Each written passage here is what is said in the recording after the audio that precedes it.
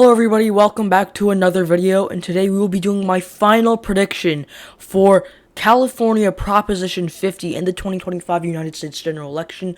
I will be splitting my final predictions into 4 parts. California's Proposition 50, which is going to be the first part.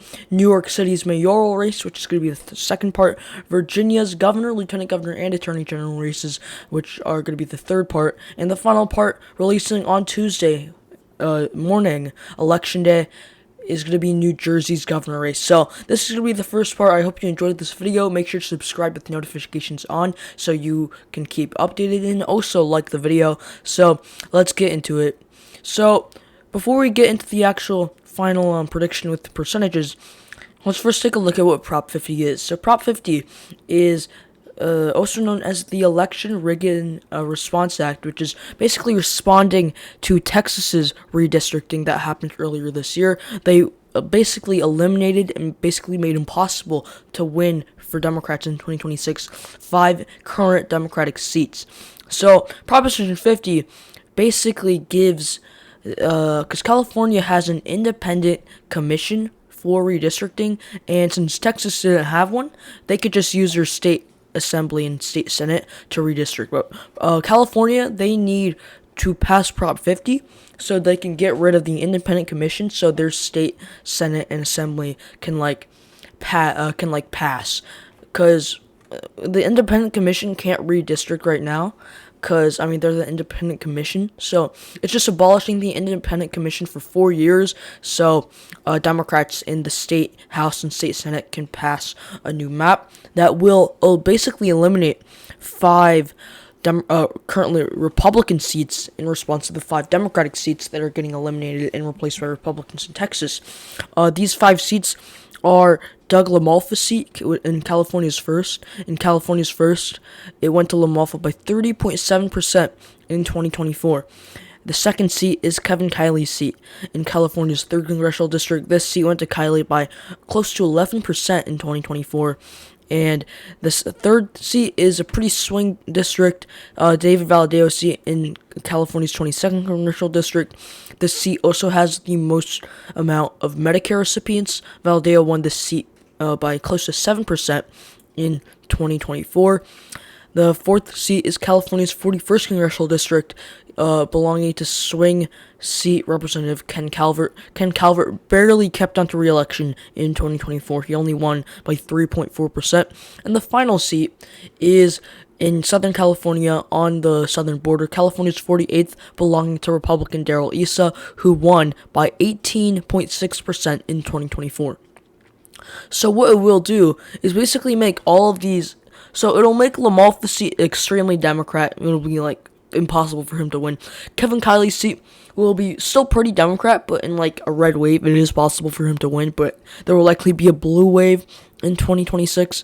So Kevin Kiley's seat is probably going to go down as well.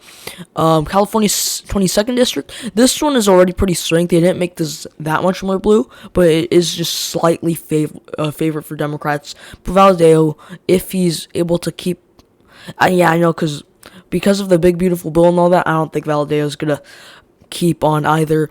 California's 41st, Ken Calvert, he's easily gonna go down with this his new map. And in California's 48th, Darrell Issa, kind of in the same situation as Kiley.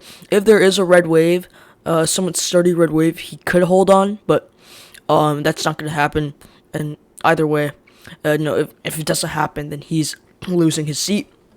Also, it will help multiple Democrats, 7 Democrats will expand the voter registration for Democrats.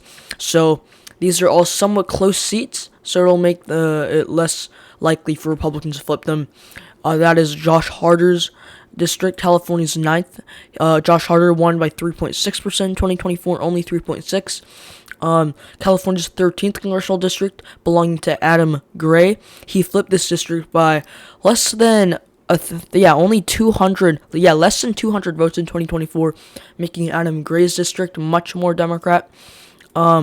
Next up is Jim Costa's district in 2024. Jim Costa, he won this district by 5% in 2024. And then the fourth district is George Whiteside's district. He flipped this California's 27th from Mike Garcia in 2024 by 2.7%.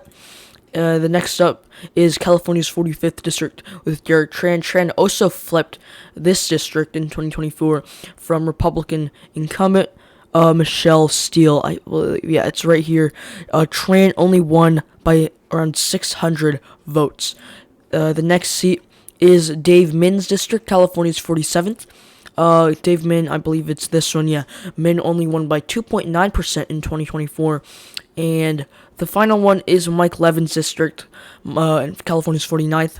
Levin won by 4.3% in 2024. So making all of those much more sturdy for Democrats to voter registration wise, and likely making them almost close to double digits more blue.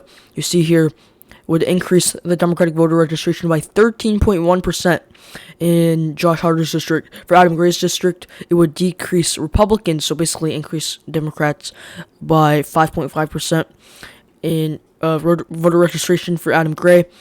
Jim Costa's district will increase in Democrats by 2.2%. George Whiteside's will increase by 5.5%. Derek Tran's will increase between 1.5 and 4%. Dave Min will increase between 4 and 10% his district, and Mike Levin's district will increase by 4%. So, making all of those close to double-digit leads for voter registration for Democrats. And then it will take away Democratic registration by more than 10% in 6 districts. The first one is Jared Huffman's district. I mean, they're taking away all of these Democratic voters because their district is already so Democrat that they can take this hit while still staying a very reliably Democratic district. The first one is California's 2nd congressional district, belonging to Huffman. He won by 43.8% in 2024, Jared Huffman. California's 4th congressional district with Mike Thompson. His voter registration for Democrats will decrease by 17%. He won by 32.9% in 2024. Doris Mitsui's district will lose 17.1% of their Democratic registration percentage-wise. California's 7th congressional district, I'm pretty sure it's, right here. She won by 33.5% in 2024. John Garamendi's district, California's 8th, will decrease by 10.1%. It's right here. He won by 47.9% in 2024. Robert Garcia's district will lose 19.5% of his Democratic voter registration in California's 42nd district. I'm pretty sure it's, right here. He won by 36.3% in 2024. In the final district to lose over 10% of Democratic registration is Scott Peters' district, California's 50th congressional district. He won by 28.5% in 2024, so 11.6% less Democrats. So this will also help increase Republican registration in a somewhat swing district. Young Kim, she is the incumbent Republican from California's 40th district. They were kind of deciding between which one they wanted to spare, Young Kim or Ken Calvert. So they ultimately decided to spare the less MAGA one, Young Kim. And they were either going to spare Ken Calvert or Young Kim. They spared Young Kim, expanded Republican voter registration in her district by 9.7%. So this district will become safe Republican, and they scrapped Ken Calvert and will make his district very reliably Democrat. So that's really it here, because all of the other districts that will be impacted are going to get impacted by 2 percentage points or less. So there's that. And yeah, that really sums up Proposition 50. So let's take a look at polling now. So what we're looking at here is kind of the yes on Prop 50 has expanded. The only poll that showed a no win on Prop 50 on the DDHQ aggregate was the first poll, and that had it wild, no plus 28, and that isn't happening. And every single poll since has showed yes plus double digits: 22, 16, 25, 23, 16 and a half, 18, 13, 20.7, 24, and 22. So, yes is currently at a 19.5%. Against no, 57 points to 37.5, so close to 20%.